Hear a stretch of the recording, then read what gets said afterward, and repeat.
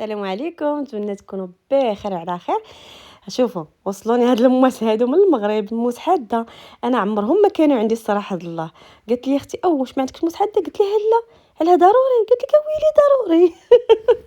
انا عمرو الصراحه ما كان عندي وما كنعرف ليش الصراحه الله. راه قربت نكمل 20 عام في هاد البلاد هادي وما عمرو ما كان عندي.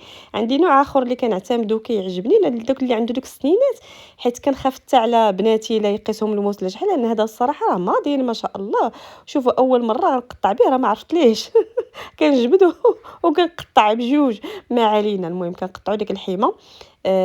غنصاوب واحد الوصفه بسيطه بسيطه بسيطه وسهله سهله جدا. كيعجبوني هاد الوصفات الساهلين والبساط. المهم الحيمه راها مغسوله وقطرتها مزيان مزيان. المهم غادي نزيدوها واحد البصيله. علاش درت واحد البصيله خوتي؟ لحاج مشيت نهز البصله لقيت وحده كتشوف فيا، قلت لها فين خوتك؟ قالت لي علاه نتوما كتخلوا شي حاجه. البصله تسالات وانا ما فخباريش. ما علينا. هذا شويه ديال سكينجبير اللي بغيت طحنو هنا، قرطو صغيور بحال هكا وصافي وخليته على هذا الشكل هذا. بالنسبه لهذه الثومه خوتي كتباع في طوزانو على هذا الشكل هذا، كتباع يعني مقشره مقاده مصاوبه. غتجي شي وحده فيها تفلسف تقول لي لا ديك الاخرى اللي في قشرتها اللي هي صحيه. وهي واش مرات اختي راه كيشدنا واحد شويه العكز، اولا كنكونوا خارجين عاد داخلين دغيا دغيا، اولا ما كتبغيش يديك تجيها ريحه الثومه، اولا ما علينا. المهم مره كنبغيو شي حاجه سهله واجده ودغيا دغيا. المهم هذه كتباع في طوزانو ب 9 الاورو 90، يعني 10 الاورو. زوينه. شوفوا احسن طريقه هي تشدوها وديروها في مولينيك وتطحنوها مع شويه ديال الملحه وزيت المائده وتردوها لها الطاسه هذه نيته، ولا هاد القرعه هذه ديالها القنينه ديالها زعما الفصحى. المهم حنا قاريين. صافي وطحنوها وديروها تماك وديروها في الفريغو، كتبقى صالحه وزوينه. اولا بغيتوها تخلوها كما هي وديروها في الفريغو، خلوها كما هي وديروها في الفريغو. المهم انا طحنت واحد جوج ريوس راه ماشي بزاف. المهم كندير شويه زيت الزيتون وكنديرها فوق البوطه تشحر مزيان. المهم انا نقصت لها العافيه لان عندي الوقت ما زرباناش ونشحرها. بالنسبه لهاد الوصفه هذه اخوتي سهله وبسيطه. المهم في اطار ان شي مرات كتبقاي يتلفوا عليك الافكار ما كتعرفي باش تبداي، كتقولي نشد الارض بلاتي. نشد الارض ولا نشد اليوتيوب. المهم كتلقاي افكار بحال هكا بساطين وساهلين ساهلين جدا. انا والله الا شي مرات كتضخ بيا الارض. اش غادي نطيب؟ شنو غادي ندير؟ بغيت شي حاجه بسيطه وسهله. ما علينا. بالنسبه للعطريه كانت مطريه عاديه بسيطه، شويه الملحه شويه الابزار شويه الكمون شويه الخرقوم وشويه ديال السكينجبير شويه ديال البابريكا اولا الفلفل الاحمر. صافي يعني شي حاجه بسيطه، لان الحيمه كتبغي شويه الصراحه ديال البابريكا اولا الفلفل الاحمر، التحميره بالدارجه ديالتنا. بالنسبه لهاد لاصالصه هذه كتحمقني يا خوتي. الحيمه كتبغي مطيشه الصراحه وكتبغي الحموضه، فهذه فيها داك الزيتون كتجي بنينه كتعجبني. هاد راه ماشي اول مره كنبارطاجيها معكم، ديجا درتها في واحد الفيديو اخر مع الزيتون كتجي بنينه بنينه ورائعه. بالنسبه لهاد اللعيبه هذه اخوتي، فلفله قال لك مشويه، المهم ما فيهاش ريحه ديال الشواشوه راه محمضه. غندير معكم واحد الطريقه شفت جداتي كديرها.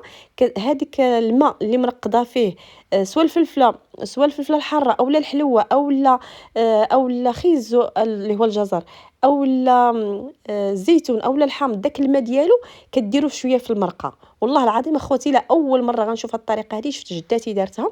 قلت لهم علاش درتي داك الماء؟ قالت لي كيجي بنينه بنتي وكيعلك المرقه وكيعطي واحد اللذه خاصه واحد الحموضه طوب، لان كيف قلت لكم الحمى مع ديك الحموضه كتجي بنينه بنينه بنينه وخطيره.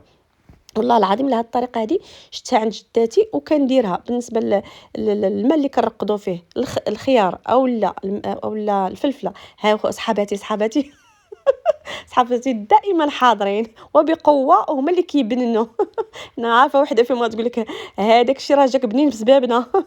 ما علينا. شوفوا قلت لكم هذيك الطريقه والله العظيم لا اعتمدوها كتجي بنينه. عرفتوا كتكون امي عاد دايره الزيتون كيترقد وباقي فيه ديك المروره وكتمرق به، والله العظيم كيجي بنين. اولا الفلفله اولا الخيار اولا خيزو، شمال كدير خيزو ولفت كترقدهم، ديك الماء اللي محمضه بها ولا اللي مرقده به هادوك الخضيرات كيجي بنين وخطير. شوفوا بغيتو تاكلوا هاد الشهوه هذه ولا الشهيوه هذه تاكلوها بالخبز كولوه. انا درت مع الرز الابيض راه ديجا درتو في شحال من وصفه ساهل. كتسلقيه مع الماء وزيت الزيتون اولا الملحه.